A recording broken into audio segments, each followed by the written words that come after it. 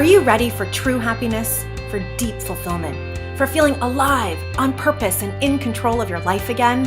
It's time to be the bold, brilliant, beautiful woman you were born to be. Welcome to the PurposeGirl podcast. I'm women's happiness and life purpose expert Karen Rockhind, and I'm going to teach you how to live on purpose, feel alive, and be happy in every aspect of life. I'm going to get real about my life and interview women who are living on purpose so that you can finally live yours. Welcome to the show.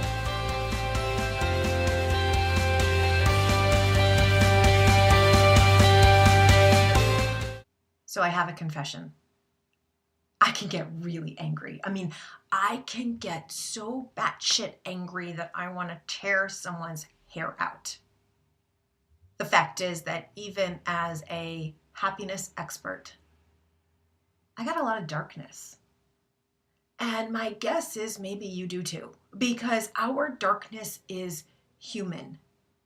And this past weekend, I faced and I owned my darkness. Rather than what I usually do, trying to push it away or pretend it isn't there or just get rid of it, I owned it. And I am so clear on the value of owning all of our emotions, and that is the only way to thrive. That is the only way to actually use your darkness in order to have light. That is the only way in order to feel super happy in life. You got to feel it. And so this weekend, I not only faced my darkness, but I owned it. Girl, I got angry, really angry. And I felt my grief deeply. I cried and I wailed about how unfair it is that I had 2 miscarriages when I would make a great mom and my husband would make a great dad, while half of the pregnancies in the United States are unplanned and many of the parents don't even want the child. So I got angry and I got sad. And it was the best thing I could have done. Because this weekend, with the help of incredible other powerful women and with the help of my new mentor, I learned and I remembered how healthy anger can be when we know what to do with it. And that is what today's PurposeGirl podcast is all about. Today is all about the truth of our dark side and how you need to actually feel it. And I'm going to show you how to feel it and what to do with it so that you use that darkness to be the light. You use that darkness and you actually feel it to be the woman that you were born to be. As women, we have been told to keep a lid on our darkness, right? Like, nice girls don't say fuck you. And nice girls smile. And I remember walking down the street one day in Miami and I must have been angry about something. And some guy yells to me, "Smile, you're prettier when you smile." Well, screw you. I'm pretty as I am, always. But I believed this for so long. We were told nice girls don't get angry. We were told it's not polite. We were told to get over it. Women have been called emotional. God, I was thinking about this. Like all of the things that we have been told, you're too emotional. You're indecisive. You're too moody. Those are fundamental parts of actually being woman. Because women, we are the full range of emotions. We are the color. We are the creators. And you cannot have morning unless you had night before it. You cannot have darkness unless the light preceded it. You cannot have the moon, the sun without the moon. The light and the dark go together. And we cannot experience light. We cannot experience the full joy that is our birthright unless we also allow ourselves to experience the darkness and the pain. Because there is no amount of science that I can teach you, there is no amount of coaching that I could do for you that would take away pain. Pain is an inevitable part of life. In our lifetime, someone we love will get ill. In our lifetime, people we love will die. In our lifetime, we will have heartbreak. In our lifetime, we have pain. It is part of life.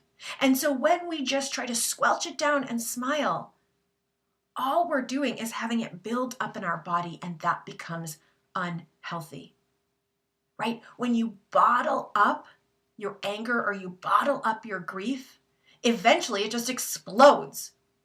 But then what does it do? It explodes like freaking firecrackers on someone. You take it out on your husband, or you take it out in temper at your child. I have a client who has said to me, God, I just want to get rid of this anger because I am just so temperamental with my children. And it's like, love, you don't have to get rid of your anger. We simply have to redirect it. Or another client of mine who has built up her belly, right? She has all this weight she doesn't want to be in.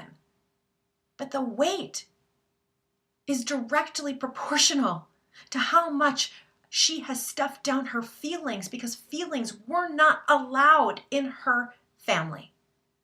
Feelings were not allowed. And that's what happens, is that we bottle up these emotions, and then it becomes weight around your belly that you don't want, or it becomes a disease like depression or anxiety or irritable bowel syndrome or heart disease, which is the leading cause, or one of the leading causes, of death for women. When you stuff down your quote unquote dark emotions, all they do is yell louder until you have to listen. When you stuff them down, they just yell louder. Squelching an emotion is like playing that whack-a-mole game at a fair. You know that game where, the heads bob up and you've got a certain amount of time. You've got like these mallets in your hand and like this head bobs out of a hole and you've got to squash that bobbing head. And then as soon as you bob down, you use your mallet and you push down one, two more come up. And you push down one and two more come up. Emotions are the same. If you ignore them, they just yell louder. And louder and louder, because an emotion is a part of you that needs to be expressed. I will repeat that. An emotion is a part of you that needs to be expressed. You have that emotion because some part of you is begging you to pay attention to it.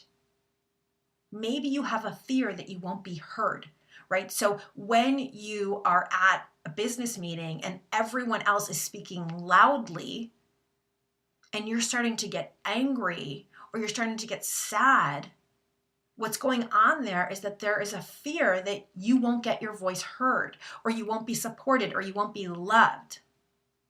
And this happens all the time, that there is that younger part of us that maybe learned, don't speak unless you're spoken to, or that learned, what I have to say isn't important. And so you hold it back, but then everybody else, speaks as loudly as they want to. And then you can get angry, you can get sad.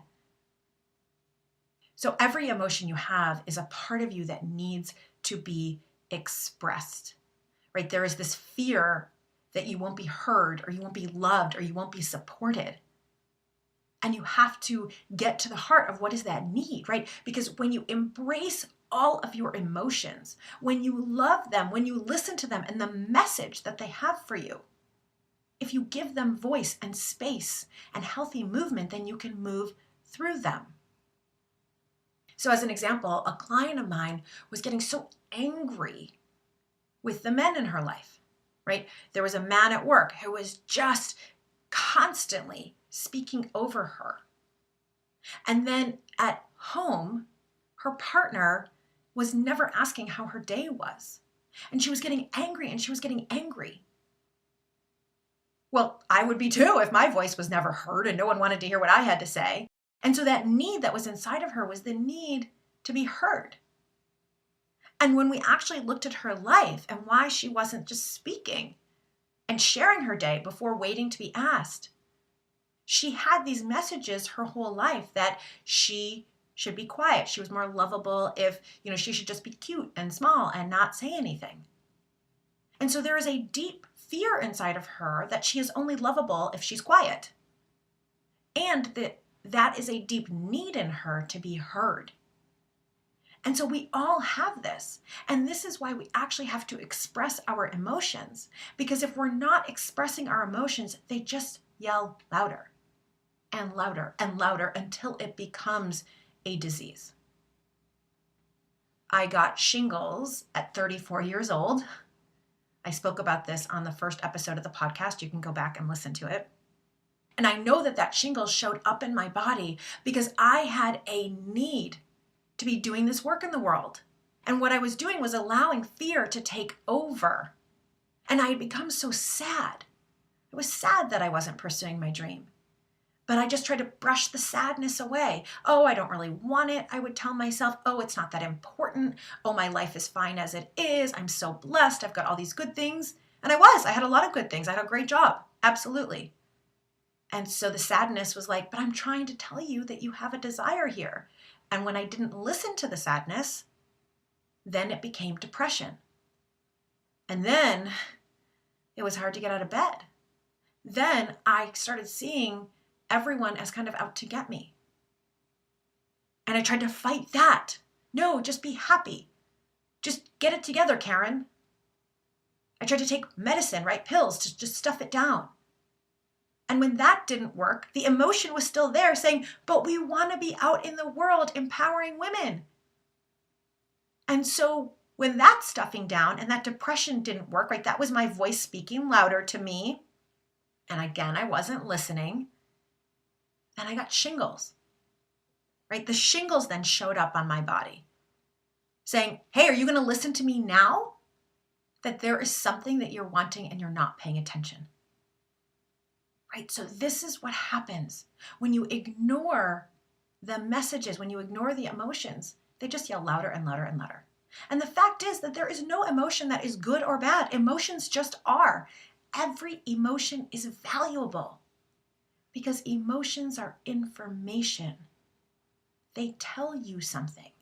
They tell you that something is missing or that you're desiring something or that you need something.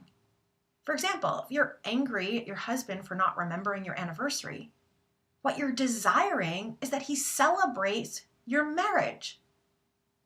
When you're sad that your cat is ill and might pass away, what you're desiring is connection and you love that cat. Right? When you're jealous of someone, you are desiring something that they have. But what do? We say, I'm not supposed to be jealous. I'm supposed to just want good for everybody. Yes, we do. We should want good for everybody. Absolutely. And your jealousy is telling you something. Someone recently shared with me that she was jealous of me. Actually, what she first shared was that she was really frustrated with me. She was annoyed with me. She thought maybe I had a big ego. And then as she started talking to me, she said, you know what? I'm just jealous. But then she couldn't figure out her jealousy because she's like, I don't want your career. And she doesn't want my husband or the house I live in. But after talking about it, we realized that what she really wants is to speak her voice. She wants to be seen in her truth. And I do that a lot through the podcast, on social media, speaking. And so she was seeing, well, there she is doing another podcast and thinking it was ego, but really it's that she was jealous that I was speaking my truth and she wants to speak hers. And we had this beautiful connection over it. Every emotion is there as information. In fact, Harvard Medical School professor and psychologist Susan David wrote this incredible book called Emotional Agility: Get Unstuck, Embrace Change, and Thrive in Work and Life. And she actually talks about how we need to pay close attention to all of our internal experiences, right? She does talk about detaching from it, and I'm going to share more about that in a moment. But she says that we really need to be paying attention to our steady stream of thoughts, to our feelings, to that personal narrative, because it's our best teacher.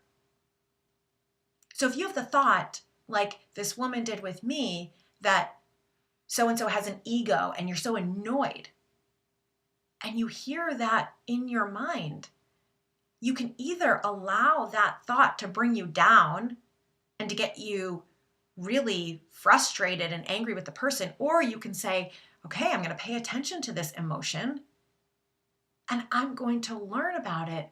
What's going on here for me? Right? Our emotions actually become our best teachers. They reveal what we value most. And maybe you would value humility most. And so you're learning from someone who does speak about themselves, you know what, I value humility and that's how I want to live my life. Or maybe you realize I value speaking up and you're envious and you want to also speak up. There's no one right answer or one right value, but every emotion you have reveals what you value most. And when you know your values, then you can act on them and evolve into your best self. And so emotions like grief and anger and sadness and guilt actually can be beacons for your values, she says. Right? She talks about how we only get angry if we actually care about it. You only get angry that your husband missed your anniversary or didn't throw you a big celebration because you value celebration, or because you value your marriage, because you value being seen and being loved. And so you can take your genuine emotion and rather than stuffing it down or rather than trying to convince yourself that you shouldn't be angry or you shouldn't have your emotion, rather you choose to listen to it, to get curious about it and learn about yourself. Because every emotion, every internal thought you have has information for you about how to live your best life, how to be your best, how to be the woman that you were born to be.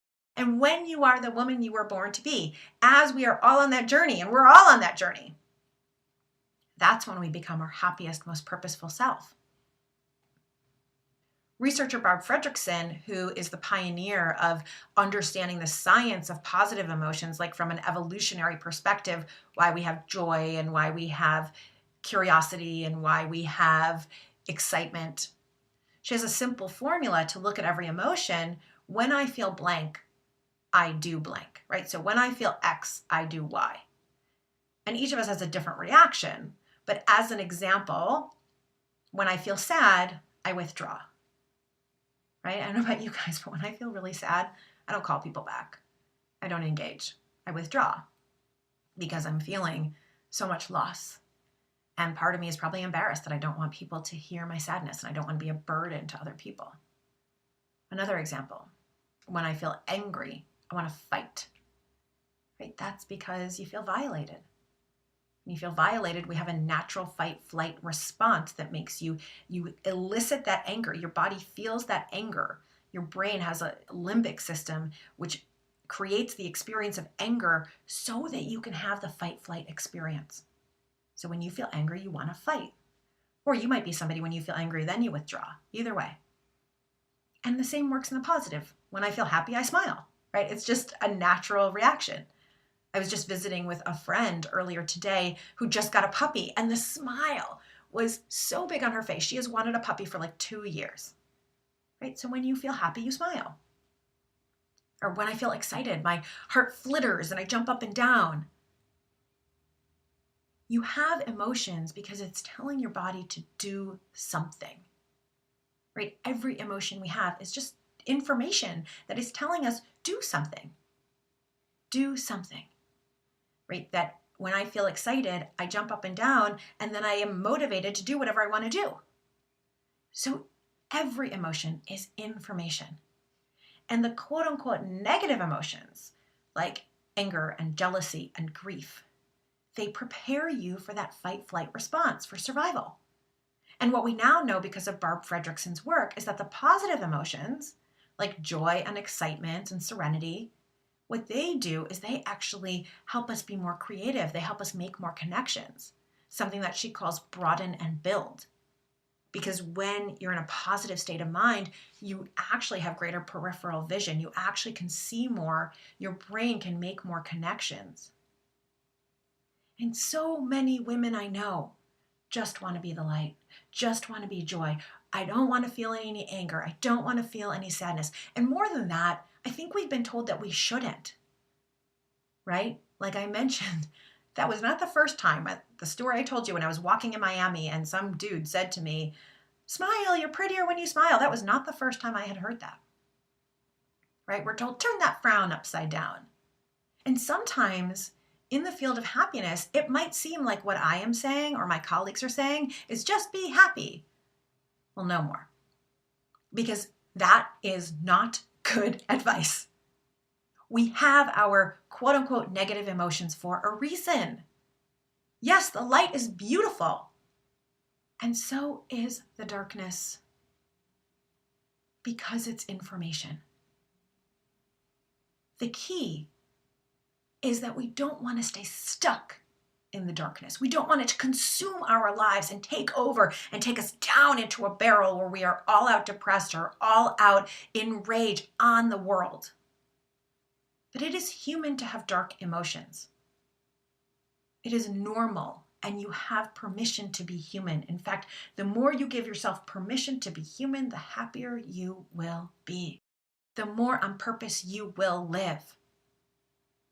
It's so funny because the dark emotions are actually stronger than the light ones for good reason, right? Our ancestors, when they were surviving thousands and thousands of years ago, they had to be on the lookout for threat. They had to look at every berry and wonder, is that poisonous?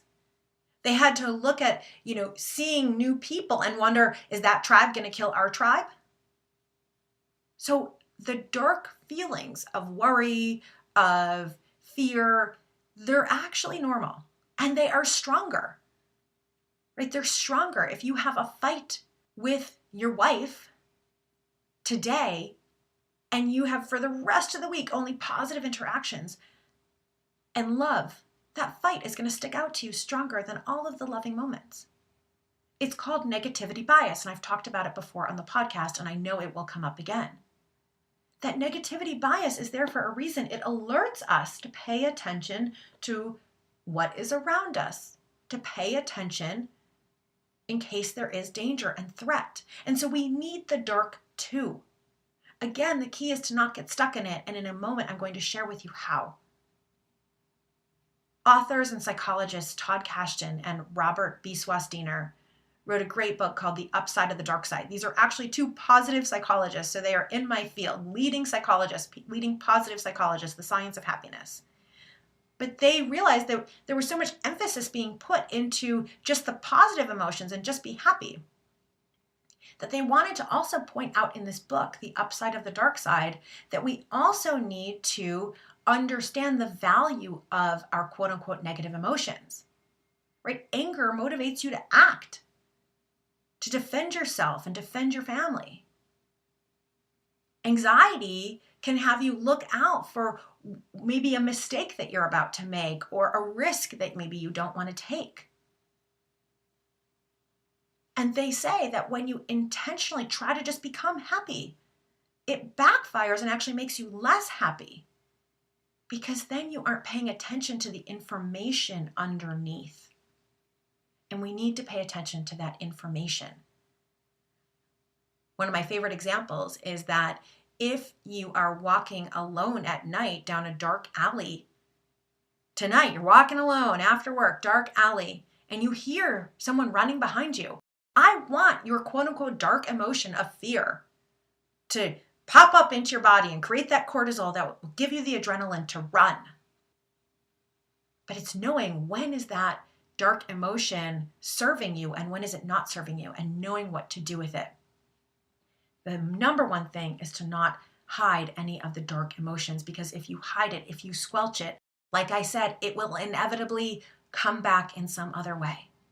And it will inevitably hide your light, because a lot of the light actually comes from the dark, right? So when I went through my miscarriage, that pain actually led to a lot of light because it helped me to reach out and lean on friends and strengthen relationships, because it helped me to go deep into my other desires in life. It helped to create meaning.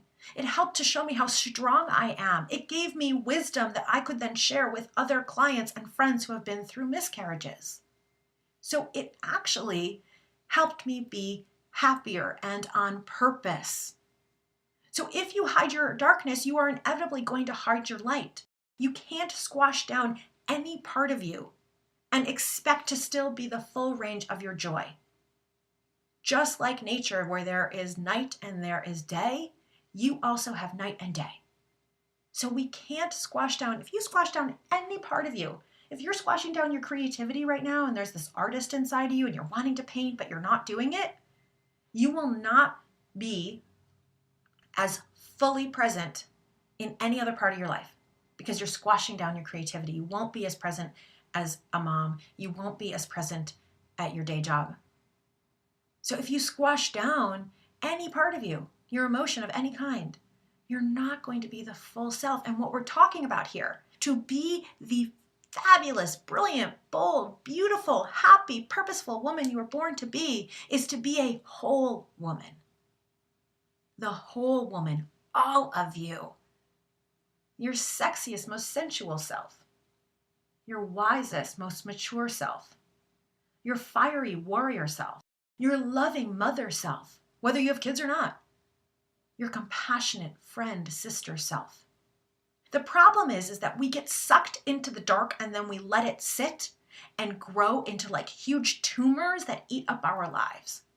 That's the only problem with the dark side here, is that we're letting our frustration turn into bitterness, right? You're frustrated with a friend, and then over time you just become bitter and resentful, and then eventually it blows up and it ruins that friendship. Or you let frustration turn into bitterness and ruin your marriage.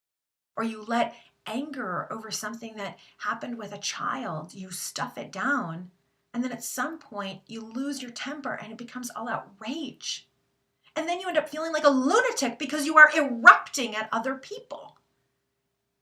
And then you're just mad at yourself and down on yourself, right? Or if you're sad about something, it becomes all out depression if you don't address the sadness, if you don't allow yourself the grief, all of the grief, it becomes all out depression for years.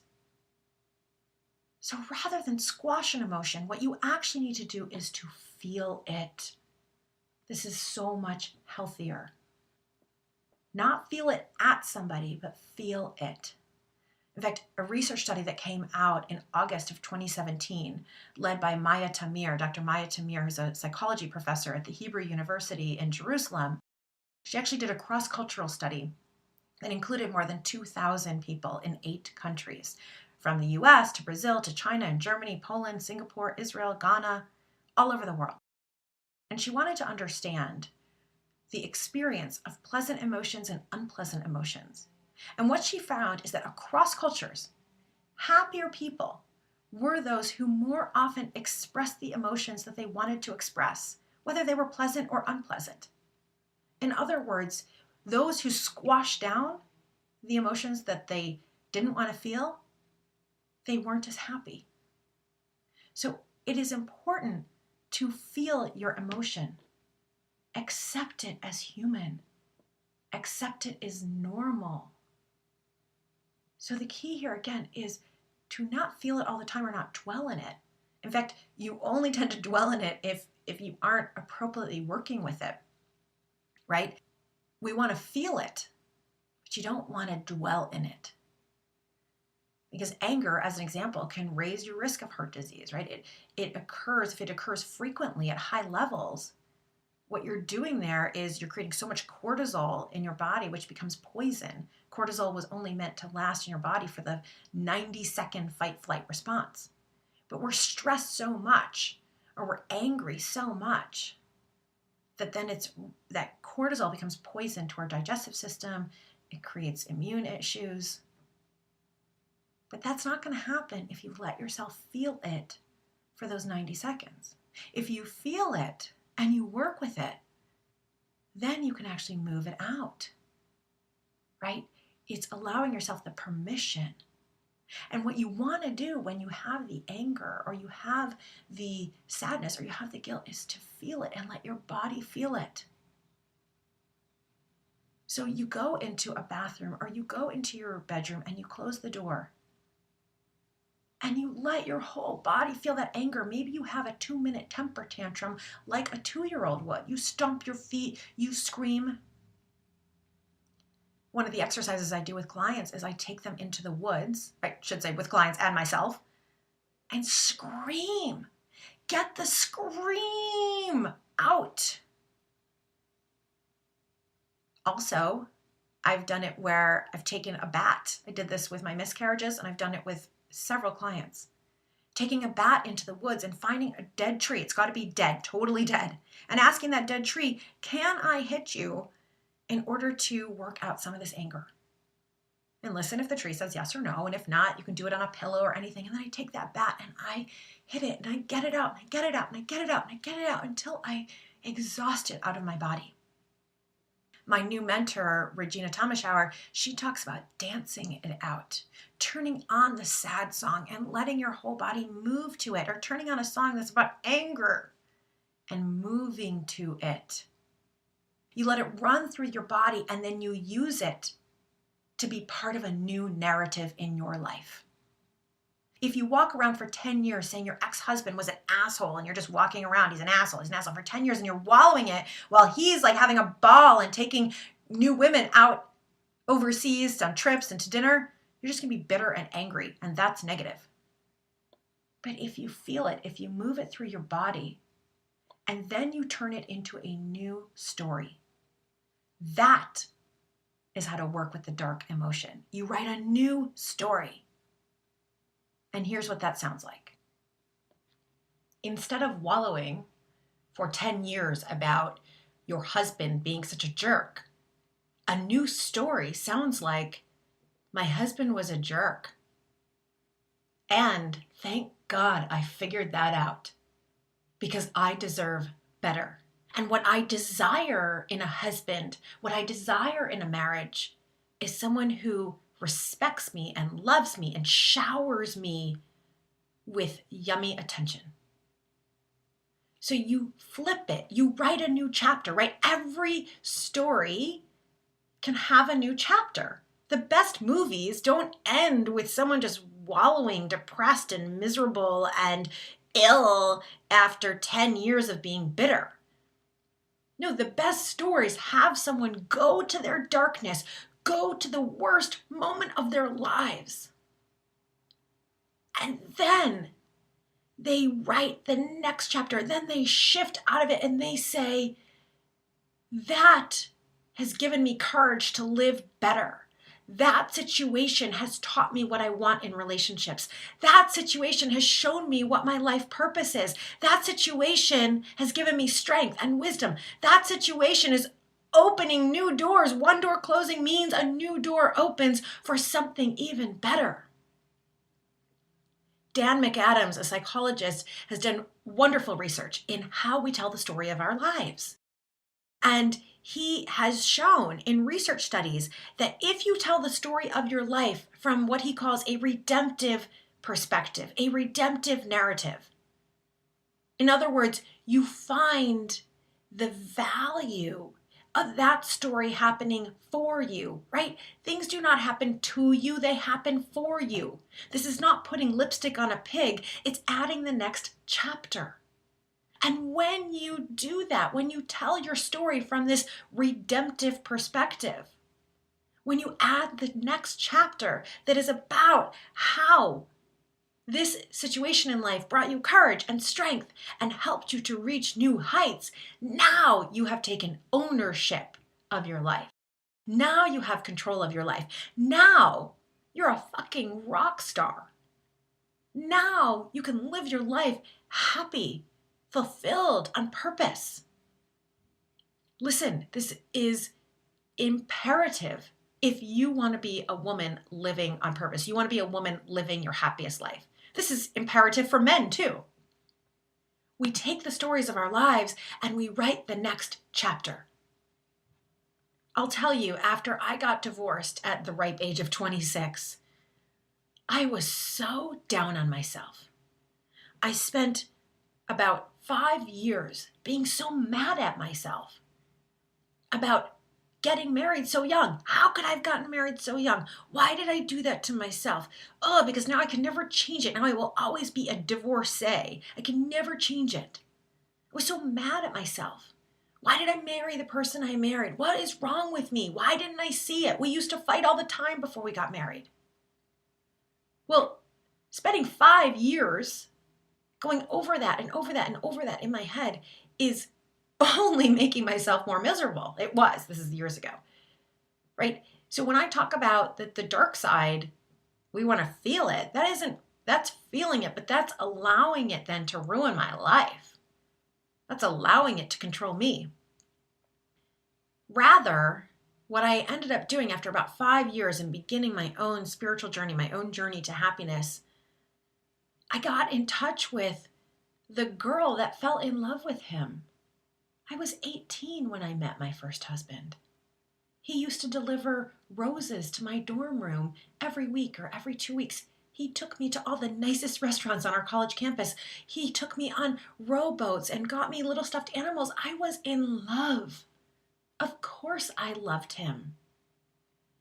And I also remembered my 18-year-old self had come out of an abusive relationship in high school, where my first love used to hit me. And so, of course, when I got to college and met this tall, handsome, broad-shouldered, beautiful man, of course, I was going to fall in love with him. He was my savior. He was my Prince Charming. And so even when we were fighting before we got married, there was nothing that was going to stop me from marrying my Prince Charming. So I got in touch with that younger self and had so much love and compassion for her and how much she loved, and how much she wanted this to work. And when I did that, I was no longer angry with her. And I was no longer angry with myself. I loved myself for marrying him. That was exactly the right decision at the time. And it was exactly the right decision at the time to divorce him when I did. And then I used that experience to say, what do I want in an adult relationship? What is the right kind of marriage for me? What do I want in life? Who is the right life partner? Because he's a wonderful man, my first husband. But we want different things out of life, which we only could have realized when we were adults. So I use that story to write a new story. And the new story is my 18-year-old self was hopelessly, or shall I say hopefully, in love. She married her Prince Charming. It turns out that they wanted different things as adults. And then she decided with strength and courage to change her life and determine what it is that she wanted. And then she created the life that she wanted. She moved to the city that she wanted. She pursued the career that she wanted. She found a relationship, a partner, a husband that wanted the same things as her. And that is how you write a new chapter, right? Writing that new chapter about why this was the best thing that could have happened to you. That is how you turn that darkness into light. You must find why that is happening for you. Now, this is not always easy. I don't really have great answers for why my miscarriages happened to me. I don't have a great answer for why a dear friend of mine's sibling died at such a young age. I don't have great answers if your child died. You deserve, if those things happen, you deserve your time of anger. You deserve your time of grief. What I don't want to see you do is stuff it down and pretend it's not there. I also don't want to see it come out later as eruption, bitterness, wallowing, 10 years of depression. Rather, I want you to feel it and feel it completely and feel it in a way where you are self-compassionate and loving with yourself.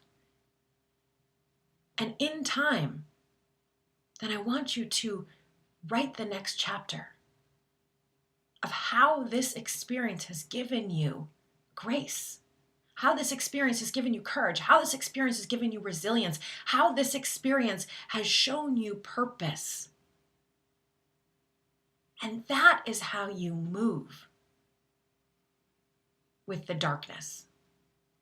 And this is so important because the more you honor your darkness, the more You can feel your light. There is so much light in the darkness. In fact, remember, we have to go through night in order to get through day. And this is our opportunity, all of us. And so I want you to feel that emotion.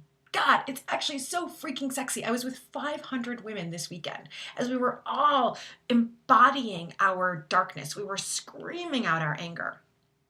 We allowed ourselves the temper tantrums. We were feeling our grief and dancing out our grief and holding each other through the cry. And then we were supporting each other in the story.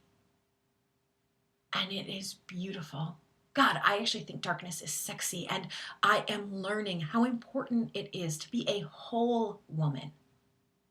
Us women, we are so full of beautiful emotion. We are so full of beautiful breadth and depth and story.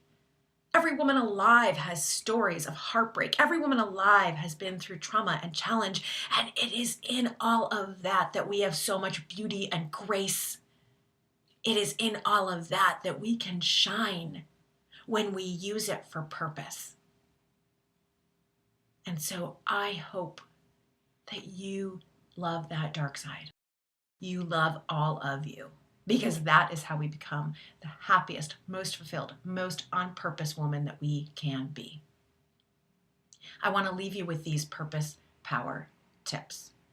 Number 1, take a piece of paper and write down some of your darker feelings, some of the fear, some of the anxiety, some of the pain, some of the anger. Write it down.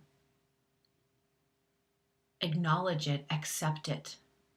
Say, I have permission to be human, but get it out of your body. Number 2, take that list and go move it out. Go take that bat into the woods and find that dead tree and beat it out, or take it into the woods and scream your head off. Take it into the bathroom and have a temper tantrum. Dance it out. Do something to get it out of your body. And then number 3, ask yourself, where's the redemption in it? How has this happened for you? Why was this the best thing that could have happened for you? And I'm not saying that those answers are always easy. So maybe we don't say the best thing, but why was this part of your life? One of my former students, lost a daughter. And I cannot imagine losing a child. And she has such light, this student of mine, for how this experience has strengthened her and how it is even strengthening her other children. In fact, one of her other children was just the speaker at her college graduation.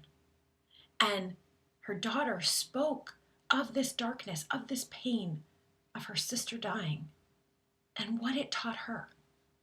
And so sometimes we have to have the worst things in life happen to us for us to find that depth of light within.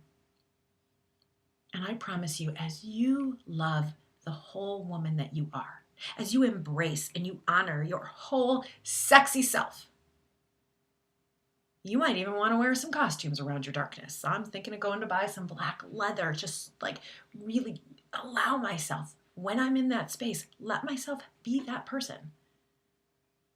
And then rather than taking it out on my husband or taking it out on someone else, creating the space in my life to take it out and then to find the new story. Because we all know that the best movies, the best books, the best TED Talks all have that next chapter written about how they came through and used their darkness for light. So with that, I hope that you have a beautiful day. I hope that you love your whole darn self. I hope that you live your purpose and you love your life. Bye for now. And of course, for more episodes of the podcast and to get on my list where I send out weekly tips and tools and to find out about my upcoming retreats and different programs, please go to PurposeGirl.com and sign up to get your Living on Purpose guide, and you will get all of the information from me coming to you. And as usual, if you like this podcast, if you loved it, please download it, subscribe to it, send it to a friend who's going through a depression, going through some anger, going through grief. Share the love, and let's build a community of badass women who are living on purpose and living our best lives. I love you so much. Thank you, thank you, thank you for listening. Bye for now.